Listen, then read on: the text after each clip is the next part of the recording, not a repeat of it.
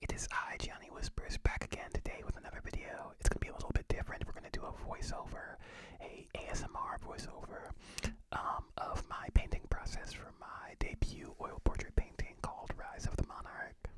Okay, so starting off today, we have kind of the black and white photo reference of the photo that I am going to paint, which is just a photo of me that I took. I did a photo shoot for it and edited it in Photoshop to give like the flowers and the moon, but yeah, so essentially what I'm doing is I'm going to trace the photo reference onto a charcoal paper underneath it, which is going to then transfer onto the canvas, which I did an underwash or a wash of burnt umber for to help build those warmer tones that you'll see that are prevalent throughout the photo. So now in my room, which I don't recommend, I am using a fixative to retain the integrity of the charcoal drawing so it doesn't fade or get wiped off, and that's going to help when we're painting, right? So we can continue to use that drawing as a map for the entire composition there. So definitely recommend oil painting in the studio, but I was using odorless kind of solvents and things of that nature painting in my bedroom. So I'm alright, guys. I'm alright. I know what I'm doing. Okay. So we're finishing up with the spread of the fixative, and in the next clips, we're getting into the studio. This is my one of my mentors, David. He's an amazing painter, kind of giving tips and tricks and helping me walk through the composition. We're building colors here, mixing and matching. He's dropping some mad wisdom on his kind of process there, which was actually really helpful. So now I'm gonna get started. I usually start with highlights and then the dark values, the brightest and the darkest values, to help create kind of that easy map of where to go. The midtones I always do last because I feel like it's easier to blend that way, but everybody's different. So I work in small increments. So I started with the face and now moving on to the neck. Ooh, I love that corner, more to the right side where it's like cooler, and then moving on to the warmer brown on the left side. Sorry, just me nerding out, but I'm starting to build the composition. We're using the map with the drawing, and I can really focus on the colors and the tones here, and it's really very helpful to not have to worry about the relations of the anatomy from the reference, but I block out, again, starting with those darker values to help understand the composition that I'm painting and help get a better idea of where things are going to be. And I really love painting that way because it really helps me understand what I'm doing. Sometimes I can get lost in the sauce, and you'll see that actually in a little bit, and I'll point that out, but we're blocking just to make it all come together. Okay, I see where I'm going, I see what's going to happen, right? And so I'm just blocking out my sweatshirt and then the sword, the darkest values I see in that midsection there, that thoracic section. And so after this point, we're going to move to kind of painting the background. This is where I start to lose, like, I start to get a little bit nervous, and I'm like, okay, what's happening? I don't know if I'm confident in what I'm doing with the painting so far. So I just essentially say, screw it. I'm going to start painting the black background to help me see the composition and help see what's going on. I'm starting to finish the highlights on the hair, or start the highlights on the hair, and then I'm going to paint that black background to kind of give me a better idea of what's going on, right? What's happening with this composition.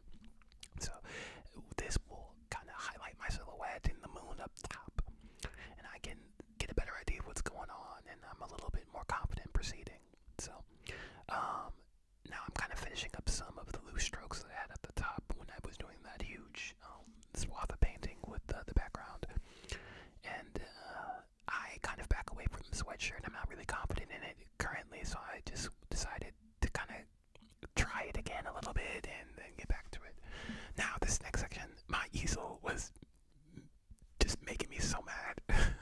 So I'm painting on the floor. Please do not do this. I'm controlling in a very I'm painting in a very controlled manner, but yes, paint on an easel. Do not get oil paint on your carpet, you guys. Please don't do this. But here we're kind of working on the sweatshirt again. I'm trying to build my confidence, trying to see where I'm going with things, trying to understand the tones, which are very complex in the sweatshirt because there's a lot of cooler kind of inflections and also warmer tones in it. But eventually I realized, okay, I need to get back up on the easel. So now I leave the sweatshirt alone. I'm moving on to the crown, right? I mean, it's like one of the pinnacles of the entire piece, right? Highlighting that majesty, the regalness of the entire photo, right? What's a king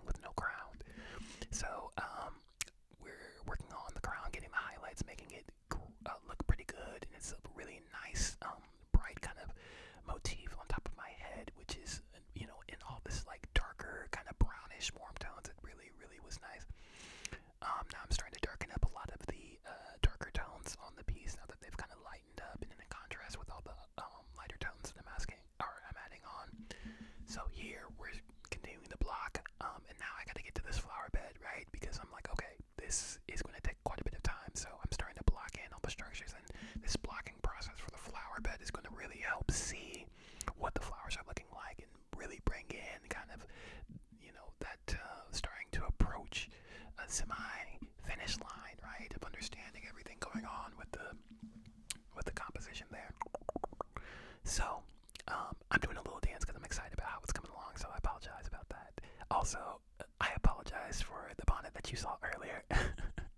I was painting at one point 6 days a week for three to 4 hours at a time, so I was up at crazy hours of the night getting this done. So, this block process is going amazing. Also, a shout out again, especially to my mom, who would just let me yap her ear off as I was painting at 2 o'clock in the morning. She stays up all night, so shout out to her. I'm talking to her in a lot of these clips. But continuing the block, and again, that warm, burnt umber kind of wash that I did initially really, really, really helped solidify and build the foundations for a lot of these warmer colors. And I'm really glad that I did that. I think that was a really good artistic and creative decision.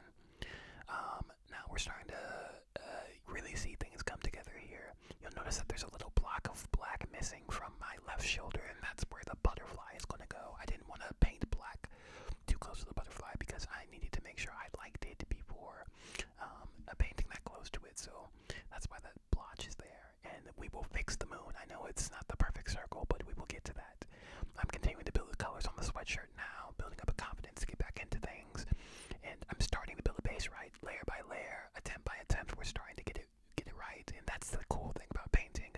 It's such a process. You paint, you don't like, you start again, you paint it again. It's a consistent process of trial and error, which is kind of like life. So here I'm starting to do the highlights of the moon. I actually hate the moon. I never really, even after the composition is complete, I never really am the biggest fan of the moon, but it does get much better.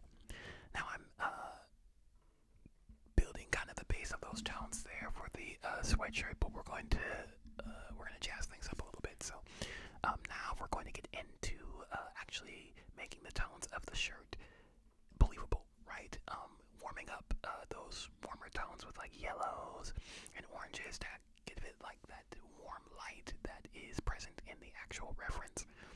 I'm starting to do the butterfly here. I'm going to get it together there, and the sweatshirt just came such a long way. I really, really did like it. So next are my favorite shots of being in the studio working on it, and you can see that we're coming together. It's coming together great. I'm working on the flower bed, getting the tones for that.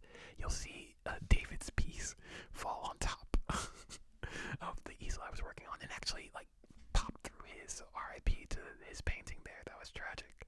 But coming together, it's looking great. I'm starting to work on the sword and create kind of that warm and dark kind of duality on the sword. That is really cool. You'll see me back there cutting out a semicircle on some cardboard paper to get a better shape on the moon.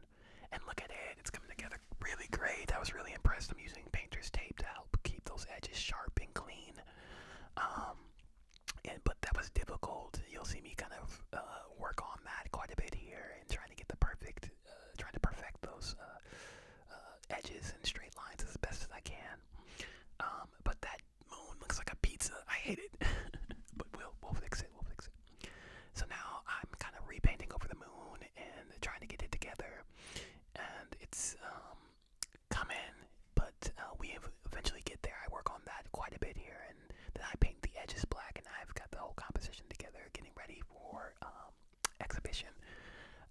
And yeah, that's the painting there. So next you'll see this pan of the Rise of the Monarch painting and all its regalness and majesty. It's a 24 by 36 oil portrait painting, so it's pretty big. Next I'm having my friend Terrell, who's also in the exhibition, record me hanging it up, and that's the final product, you guys. I really, really, really enjoyed painting it. It was such a challenge, and it was so eye-opening of an experience. I've never done anything like it, and I'm addicted to really performing in exhibitions and painting for kind of exhibitions as well. So I look forward to all the exhibitions I'm going to enter this year. So next are a couple clips of the actual show. I did some pans of when I first got there, and all the other exhibitionies who got in.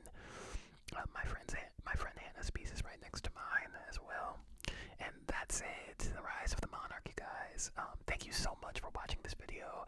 I really love doing ASMR and also putting some art into it because I love me some art. So, as always, you guys, thank you so much for watching. It's always mad love, and I appreciate it. So, here's some pans of the actual photo. That's pretty bright. I hope it's not that bright. Kind of at the end, but thanks for watching, you guys. As always, mad love, and we'll see you in